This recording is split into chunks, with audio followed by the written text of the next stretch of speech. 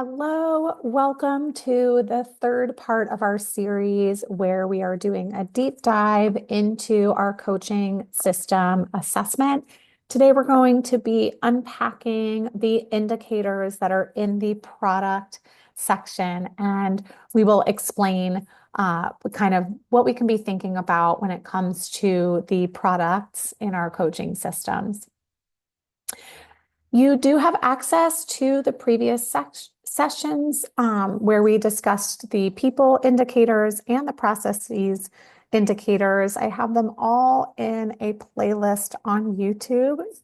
If you're watching the recording, you can scan the QR code to pull those up, or feel free to reach out to me and I'm happy to send you the link. Our agenda, there's a few less indicators in this section, so we might not be spending as much time on this recording, but I do have the goal of getting through these pieces with you today, and that is that we will review the tool, do a quick reminder about the directions, in case this is the first time that any of you are engaging with the tool. Then we'll walk through each indicator, and I encourage you to pause the recording to provide yourself time for reflection as you consider evaluating your coaching system using each of the indicators.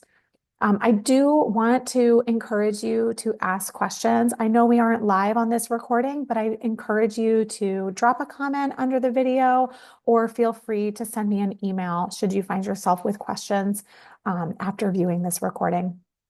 And then I'll close with sharing our recommended process for engaging with this tool, as well as thank you and invite you to our last session in this series. So a quick reminder that in using this tool, we are thinking about our coaching systems, right? We're thinking about coaching at a systems level. Because in education, although we try very hard to keep things working in silos, we know that the farm just doesn't function well when each of those silos are working on their own. So we want to make sure that we're putting all of these puzzle pieces together, right? These four categories, checking to see, are they the right shape for our system that responds to our story, as well as making sure that they are working together in tandem in a way that supports each other, rather than sometimes having pieces of our system create more friction and barriers in what we're trying to do. So this assessment is a really great way for us to garner a baseline as well as progress monitor. How are we doing with our coaching system? Are we thinking about all of the things that might be at play that's either contributing to our success and or our failures when it comes to instructional coaching? A quick reminder about the directions. This is a screenshot from the people section, but the wording is still true, that under each of the numerical categories, you do want to pay attention to how they are labeled, because they will change with each indicator. And we'll be kind of getting into that example as we dive into the section. So let's go ahead and do that. Let's take a look at the first indicator for our product section. Okay, so the indicator here states the goals for the coaching program are clearly defined. And then we can see we're on a scale of 1 to 5, right? With either no goals defined all the way to very clearly defined goals. Now, why are we thinking about this and why is it under product?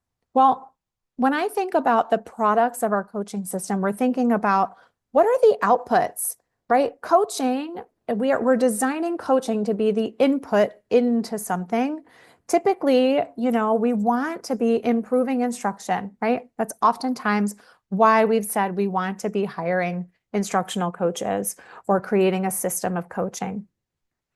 But we also want to nail down more clearly, well, what exactly was the purpose in hiring these coaches? Have we clearly outlined the goals, especially the goals that will change and shift, both depending on the people that we've hired, going back to section 1, right? The people, and the processes that we find ourselves within. Are there any barriers that we are facing this year that makes our goals for our coaching program different? For example, maybe you are in a first year of implementation with a new curriculum, And you are asking your coaches to be a support for that. That is a new goal for that year, that you might be layering on that responsibility for your coaches. So we have to be really clear and ask ourselves, why did we hire these coaches? And given this year's context, right? What is the goal of having coaching support for our teachers? That will also influence, therefore, who they work with, how they work with them, right? That's going to influence the goals of our program, are going to influence the way we define the coaching role as well. So again, getting really clear on why we hired them, why are we investing in instructional coaching, and can we clearly outline these goals? They're going to give us a better picture so everyone is clear on why we're doing this work, right? And the purpose for coaching. The other thing that I want to point out is, again, we often seek to hire instructional coaches to have an impact on instruction and therefore student outcomes, right?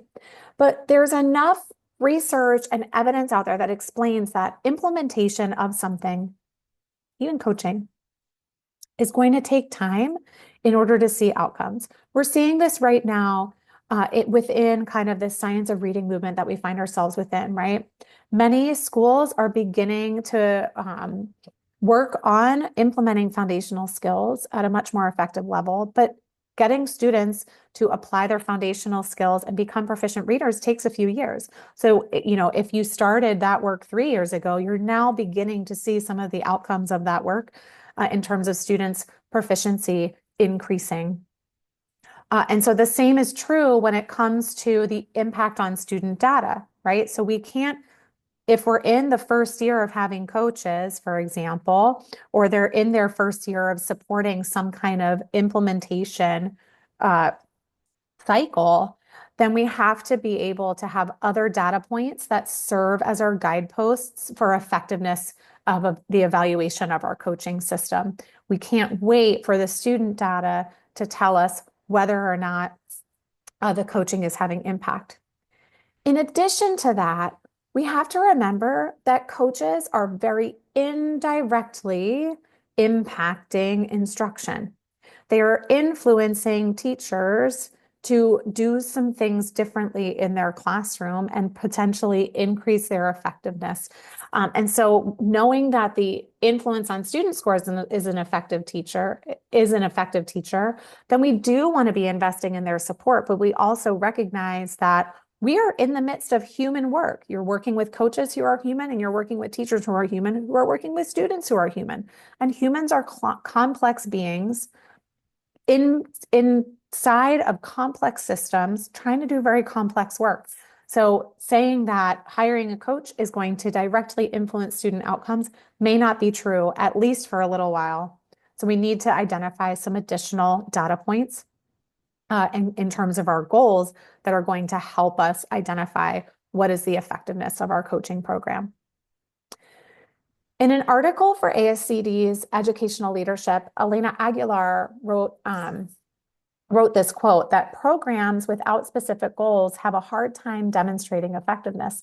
And that harkens back to what we were just discussing, right? If we aren't clear on what we're doing and why we're doing it, it's going to be difficult to say whether we were effective at achieving it or not, because we haven't created any kind of measure of effectiveness. All right, let's move on to the next one. This pairs with the previous indicator in thinking about our goals, right? So this indicator, coaching impact, is measured quantitatively and qualitatively through multiple data points. If we set our target and we set a goal, then we want to be clear on, well, here's our goal, and the question is, how will we know that we achieved it? And we want to do that through multiple data points. Here, our Likert scale goes from 1 to 5, where coaching impact isn't measured at all, and coaching impact is measured using multiple data points, both quantitative and qualitative. So when we think about coaching data, even if we're going beyond student outcomes, which I've reminded us here that it's an indirect measure of coaching effectiveness, We often find too that the research is based on surveys and survey feedback. And we have to remember that because it is a human completing the survey, right? There's going to be biases at play in terms of answering questions, as much as the research tries to remove that, right? The people who are going to answer the survey, for example, might be the ones that are not participating in a coaching cycle, or they haven't been working with a coach, so they might have a very different viewpoint about the effectiveness of coaching versus someone else who's really invested in it. So we have to be really clear when we're pulling survey data on what is it telling us and what does this mean for the effectiveness of our system. We also need to be really smart in how we craft our survey questions, and are they aligned to the goals that we've set out that we mentioned in the previous indicator. That is the reason that we want to also think about what are some other quantitative ways that we can be measuring our effectiveness of coaches, right? For example, and these are not the only measures, right? But these are just some examples. Some other quantitative measures that a coach might have in order to start interpreting and analyzing that data would be their coaching log. What kind of frequency are they meeting with folks? Research shows most people need about 10 quality coaching sessions in order for something to have a change and to have impact. And so, maybe that's something that we're looking at. Are we looking at their time, right? Are we looking at their calendar to see how much coaching are they able to do? And how does that inform our system?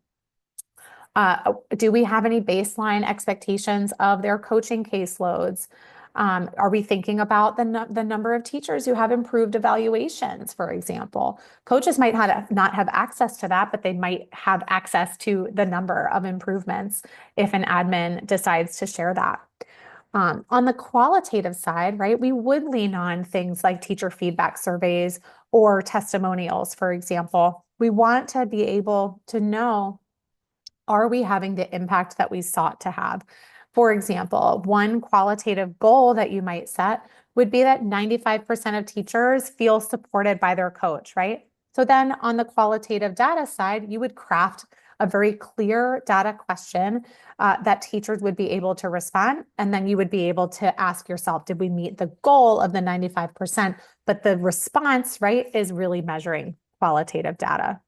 So we want to try to have multiple data points that are informing the outcomes and products of our coaching system, really helping us figure out, are we measuring the effectiveness of coaching? All right, let's take a look at the next indicator here. Along the same lines as the previous indicator in terms of using teacher surveys, right? It's really important that we give teachers the opportunity to provide feedback on the coaching system. Here, our scale goes from teacher feedback is not requested to teacher feedback is requested consistently. We have to remember that teachers, when they are working with an instructional coach in our coaching system, they are really our clients, right? They are the people that we are serving or that our coaching system is serving. So we have to be really smart about engaging them in a feedback loop, because we got to know, like, how are we doing? Are we serving you the way that you need? Are you growing? Are you increasing your effectiveness in the classroom? Is the process that we're using working for you?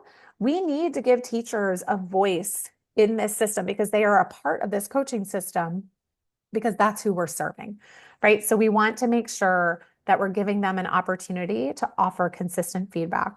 One way that I do that is at the end of a coaching session, I often ask, like, is there anything you'd like for me to do differently the next time that we meet?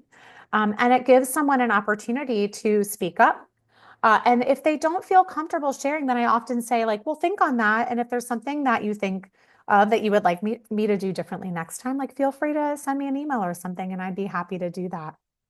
Because I want coaching sessions in my time with you to be working for you, right? Like, we want to give them the opportunity. So if you're using an agenda to guide coaching sessions, that's an easy thing to build in, as well as maybe regular touch points or opportunities for feedback, even quick on like a sticky note, like, hey, everybody, like, I'm just Can you give me a plus delta on what's going well with our coaching sessions and what's not? And let it be anonymous, right? And just collect those sticky notes throughout the day. The other reason that this teacher feedback loop for our coaching system can be super important is that it puts our coaches in a slightly vulnerable stance and then can be a catalyst for building stronger relationships. So coaches who are asking for feedback on their work while offering feedback and being in a feedback loop with a teacher levels the playing field in terms of saying like, hey, I'm a coach and I'm open to feedback, right? I want to hear it. I want to improve. And I'm not necessarily putting myself in the stance of an expert per se. I'm more of a peer and I'm seeking to improve my own practice. And you, the teacher, right, can be that person for me. So this can serve as a catalyst for us to strengthen our relationships as professionals in terms of supporting each other with mutual improvement efforts. And in the same vein, right, it means that we are all working together toward effectiveness. We want everybody to win, right? So we want to make sure that teachers are increasing their effectiveness and getting feedback on how they might be more successful in what they're working on. And the same is true for coaches, right? So if we engage teachers in that feedback loop, everybody is getting feedback and everybody is strengthening their practice. So we can think of the High School Musical, like we're all in this together, right? We all want to be doing the work of improvement. All right, on to the next one.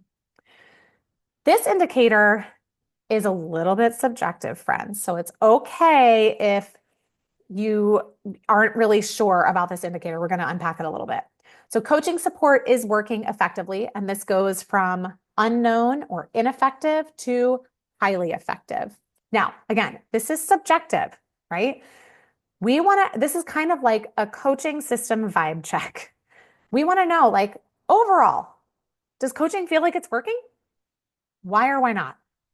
What is the data that's telling you, yes, this seems to be working effectively?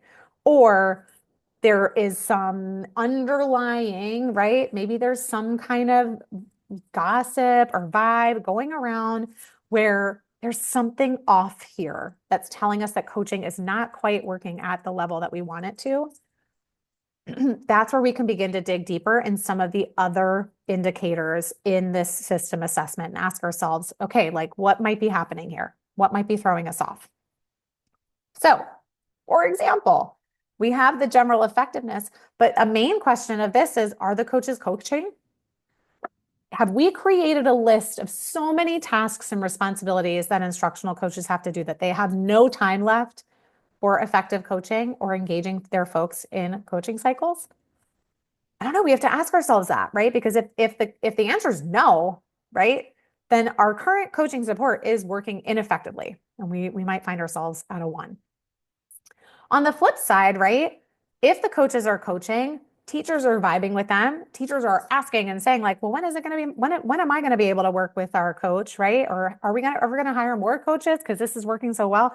That type of, loop of feedback in general about your coaching system lets you know, like, yeah, you know what, this is actually working pretty effectively. The other thing we want to consider here is, are we progress monitoring the goals of our coaching system? Are we doing that systematically?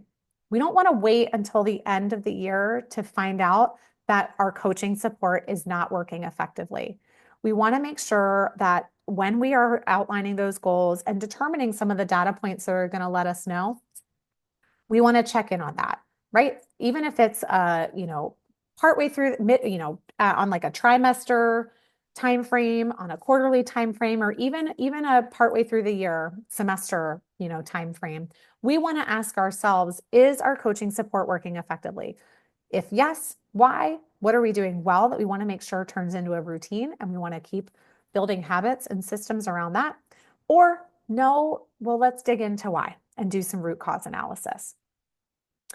So again, overall, in general, is coaching support working effectively? Why or why not? So those are all of the indicators. If you did not pause the video yet, I encourage you to pause it now and reflect on each of the indicators And then go back and ask yourself, what are some areas of strengths? Where might you see some 4s and 5s in the product section? And where are some areas of opportunity? Where are some 1s and 2s in your product section that might be an area that you could work on? Then from both of these strengths and opportunities, identify what are some things that you can do in the near term, right? That either are going to help build those habits of strength and build some fluency and automaticity with what's going really well. Are there any barriers coming up that might throw those off? Can we prepare for those? And likewise with areas of opportunity, right? What are some actions that we can be taking both in the near term and in the long term? Some of those might need a little bit longer of a runway in order to develop a plan and process for those. So we want to give ourselves time when we're thinking about responding to what we've identified as strengths and opportunities from this assessment. When we use this assessment to support a school or district, we want to be thinking about how can we be objective when we're reviewing this system. So this is what I encourage you to do too when you're applying this assessment tool to your own system. You want to review materials and tangible items, right? So wherever anything is documented, you want to take a moment and be able to review some things, even like a coaching handbook, right? Are the goals written down everywhere? Is there a coaching goal, for example, on a school improvement plan or a district strategic goal? We want to make sure that we're reviewing those things. And then we do want to offer the opportunity for teachers, coaches, leaders, the people who are a part of this system to serve as part of a focus group and be able to respond to these indicators as well so that we can better inform the results of the review. Then you can take all of that data and information and put that together and consider, again, strengths and opportunities or highlights and considerations when it comes to analyzing. What did we see, right, as a result of this engaging with this assessment tool? So thank you so much for being with me today and joining me for this recording. I'll be making sure to send it to the folks that were registered. If you are interested in hearing the unpacking of the last section of the assessment, the next time that we will meet is on November 25th at 2:30 p.m. Eastern Standard Time. You can register at the bit.ly. And I encourage you to invite a friend if you would like. We're going to be unpacking the culture section, which is the last section on the assessment. Thanks so much for being with me today.